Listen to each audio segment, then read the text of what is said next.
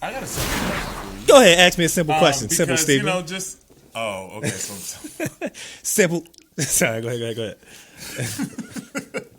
So we were talking about, Chris brought up, cheating. So I guess I just want to throw the question to you, because you mentioned commitment, right? So you said commitment. I think loyalty, right? So what would you consider cheating, right? So if you said you cheated on me, what did she do that got you to feel as though she betrayed your trust?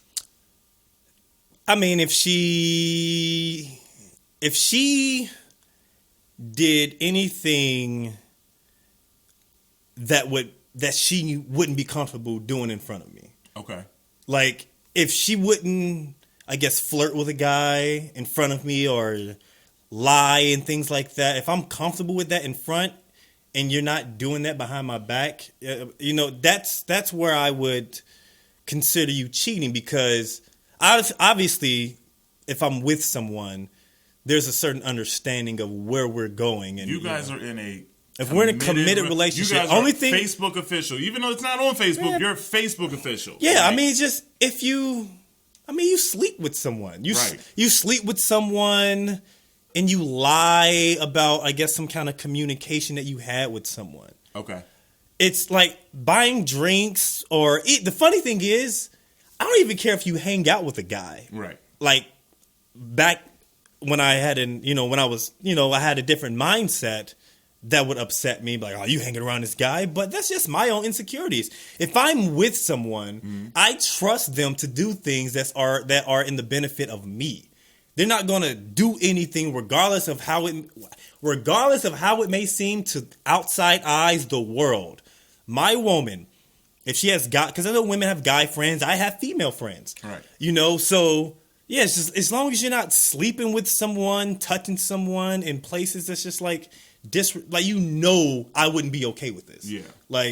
So that's what I would consider cheating, and I don't give second chances for that. So, if I even felt that, it's a wrap. Yeah. And that's why I'm just like, if it happens, okay, it's not meant to be. I'll just let it rock. Yes, it sucks, and yes, there's emotions involved, but I'm not going to be the one trying to, how could you do this to me all this time? All right. So let me ask you. You did your thing, girl. So let me ask you this, right? Let's just say that, just for example, because I know you said you don't give second chances. Let's say that there is, let's say you're in a relationship, and your girl, she goes out with her friends, ladies' night out. This is a normal thing. It's not a big deal. It's a thing. And while she is out, she gets super, super drunk, and she ends up going home with this guy, and she doesn't remember it at all. She wakes up and she calls you, and she's like, listen, I'm at this house. This is dude's house. I don't know what happened. I need you to come pick me up. But she calls you, right? You find out that they have sex. You go to pick her up, right? And you find out she has sex with him. But she called you, right? So she wasn't there wasn't an intention. It wasn't like, yeah, I'm going to go cheat on him. She got drunk. And people do things, right? What? Obviously, by definition, she cheated on you. Okay. Right? But she called you. Answer simple. This answer is very simple. This is very simple. What's the answer? Deuces. It's a wrap. It's a wrap. It's done. You're a grown woman. So she wasn't, but she. It doesn't matter. The intention wasn't there. It doesn't matter. And she called you. You made who you want. Call the Ghostbusters. She could call the whole. You call whoever you want. It don't matter who she called. Her calling doesn't justify the point that she got drunk enough in an inebriated state around people. It was her friend's birthday. Doesn't matter. I don't care whose birthday it is. You are in control of your actions.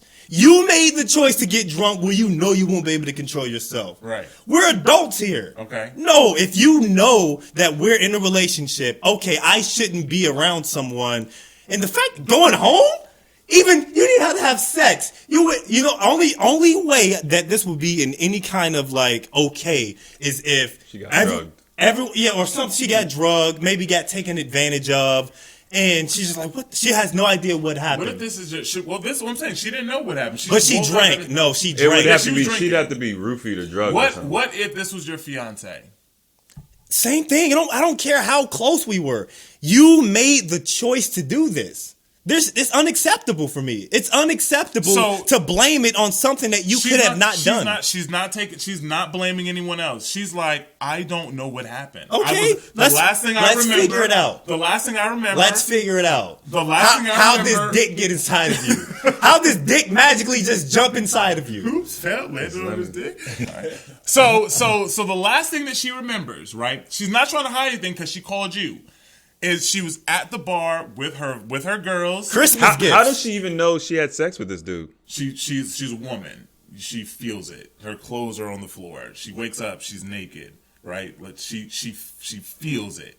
The next morning. She doesn't remember having sex with him. She doesn't remember. She could just she wakes she can up and assume she's like, oh my because God. it could have been a dildo that he used on her, right? Like, okay, well that's okay. So, well, I mean, so I'm trying to determine how do you know that it was sex? He said it. He told her. He didn't know. Okay, I'm just filling in gaps. He wakes up and says, "Hey girl, it was good last night," and she's just like, "What?"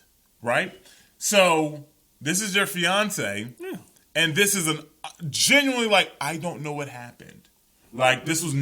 I didn't intend for this to happen. This scenario seems really uncommon. Like it seems is. really It's unlikely. Well, he drew a very hard line in the sand. For me, it's unacceptable. Still, period. You guys. You put yourself in a position to be like that. You should be smarter than that. This is your fiance. Don't care who she is.